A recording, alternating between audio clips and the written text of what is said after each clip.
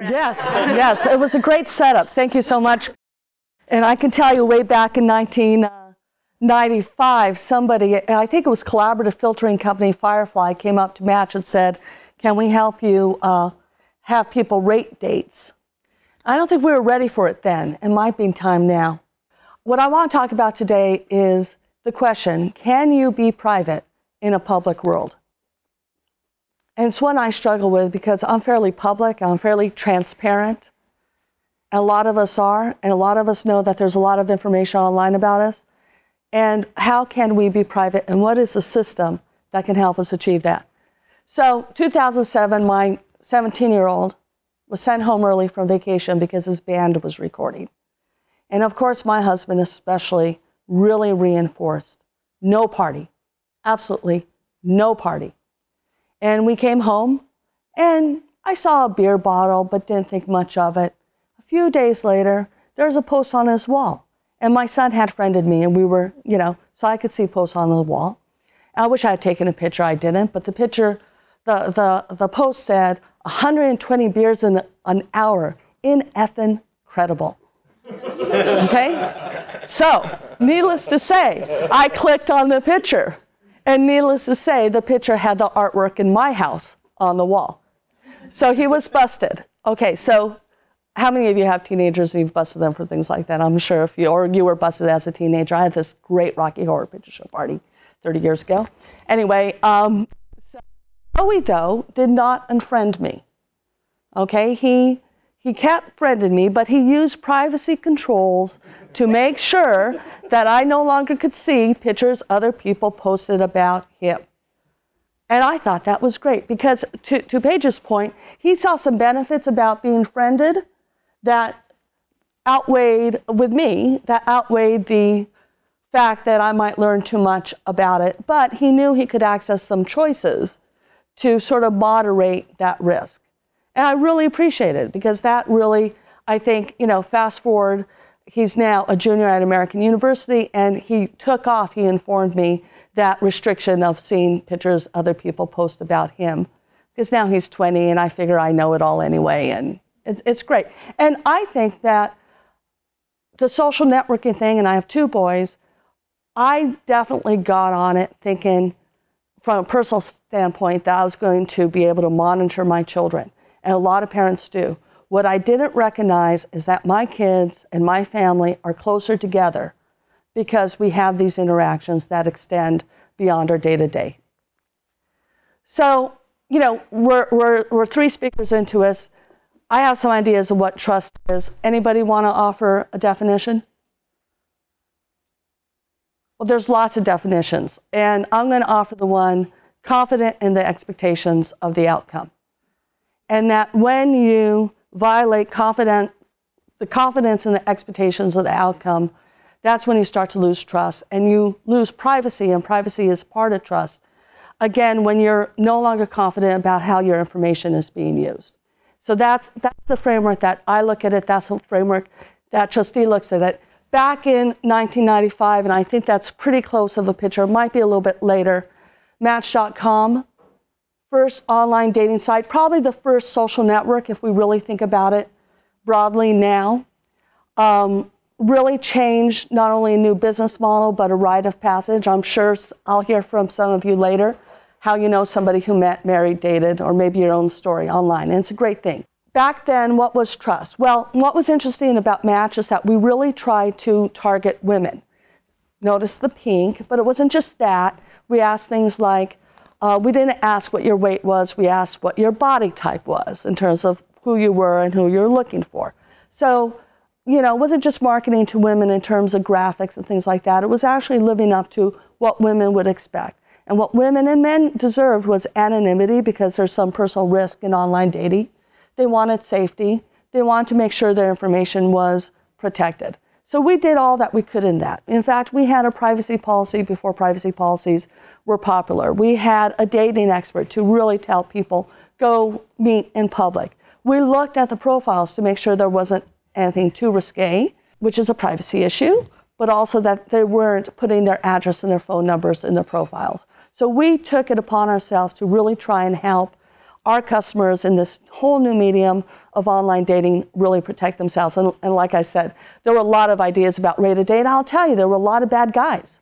I mean, we had situations where there were abusive people. And if there was any woman missing, and it's probably still true in the Bay Area, they, subpoena in hand, of course, we'd have to show the records of her Match.com experience.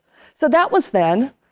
Now, data is collected, and I think this is interesting. This a couple of years old, Prop 8. It's a mashup of people who supported Prop 8 and where they live, because it's public data. And if you give a certain amount, you're in a database, and this is really important. I want to do a mashup of the people who supported this and Prop 19, because I'm thinking there wouldn't be too many, but it could be interesting.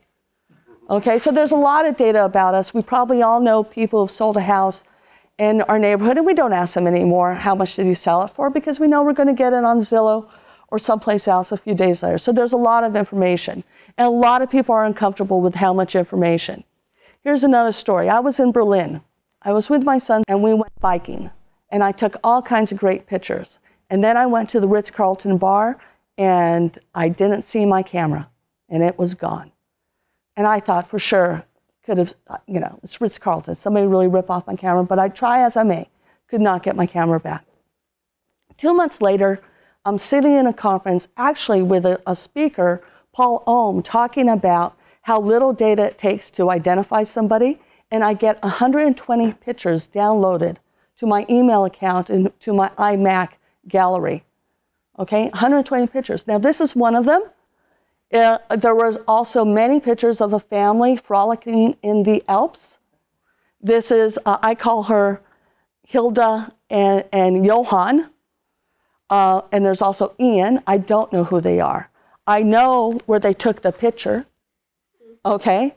What happened is my camera has something called an iFi, and I had turned it on to transmit pictures like if you're in a public Wi-Fi. I don't know if they stole my camera. I don't know if they bought it off eBay. I doubt that they knew that they were transmitting their vacation pictures. I was rather upset that I got their vacation pictures and not my vacation pictures. And I thought about doing a whole lot to try and nail this down. In the end, the German Privacy Data Commissioner is extreme. So I did not post this in a public German or buy an ad on Facebook. I was careful. You can see I'm careful here. I think I have the rights to the picture, but because there's a kid and a mom, I've smudged it out.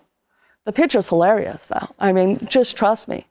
And I probably could have even done more, but this just goes to show that we're now in the world of the Internet of Things. And your data is not just online, but it's in your phone, it's in your cameras. PG&E is going to turn on here in California smart grids that will know, probably for the good of the world, to Paige's point, how we use our energy, and maybe we'll get little messages, run your dishwasher at 3 a.m. tonight, or don't do laundry until the morning or something like that. That's good. It's going to be good for the environment, but people are going to be concerned. And I think we're even seeing a change. So, politicians' information has been exposed on Facebook and Twitter and all kinds of different places. Remember Michael Phelps in the Facebook, him smoking dope? Well, this politician, Christine Ball, said, oh yeah, I was playing with a dildo. I mean, what do you expect? and she's now, she lost her race, but I don't think she lost because of this. I think what's kind of cool is she said, yeah, okay, yes, that was me. She didn't try and make it a mea culpa, because all of us have lives where we have secrets and we have things that are kind of different. Okay, so beginning of the year, privacy is dead. Zuckerberg would claim to say it. Schmidt claimed to say it. The newspapers were saying it. Facebook does all kinds of things. Everybody is upset about it. And the question is privacy dead? I don't think so. I think our answer is no. But I think we need to think about it differently. And the way that we like to think about it at Trustee is that privacy is a system. It's not an end state of your information being closed and held and in a lockbox that nobody can get. Privacy is a system, and that system really depends upon transparency, choice, so got to get the notice, then you get the choice, and accountability. And those are the things I'm going to talk about a little bit more. So, transparency. Mobile phone, location data, we already talked about, highly sensitive. All the mobile phone systems most of them, make sure that you get a strong notice right away if you're being tracked. We often, especially in Europe, you'll see notices if there's a surveillance camera on you. In the behavioral advertising, you're soon going to see something called a forward eye on ads or on the footer of websites that will tell you, here's how you're being tracked and give you choice to opt out. Facebook, for all its problems, has some of the most sophisticated, granular choices.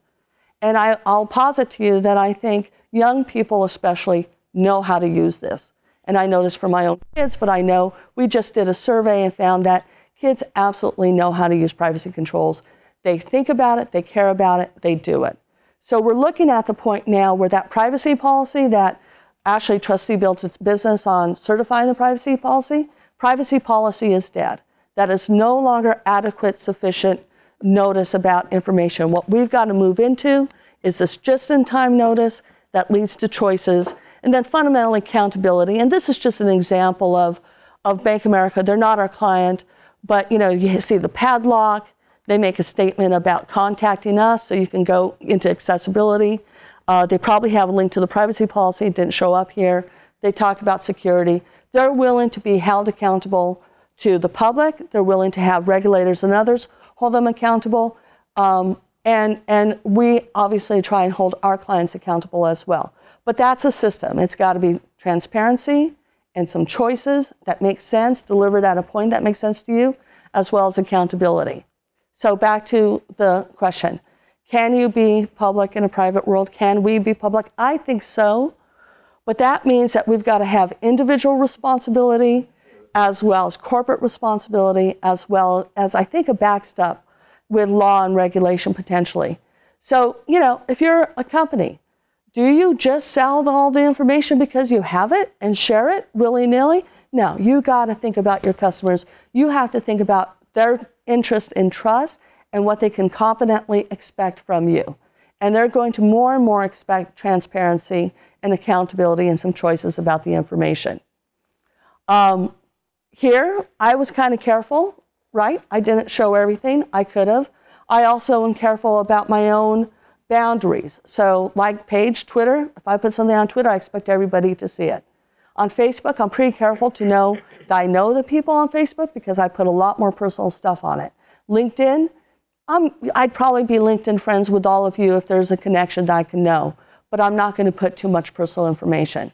And I think we all have to get to the point that we actively manage and think about our personal information, our devices, where it is, and how we want to share it.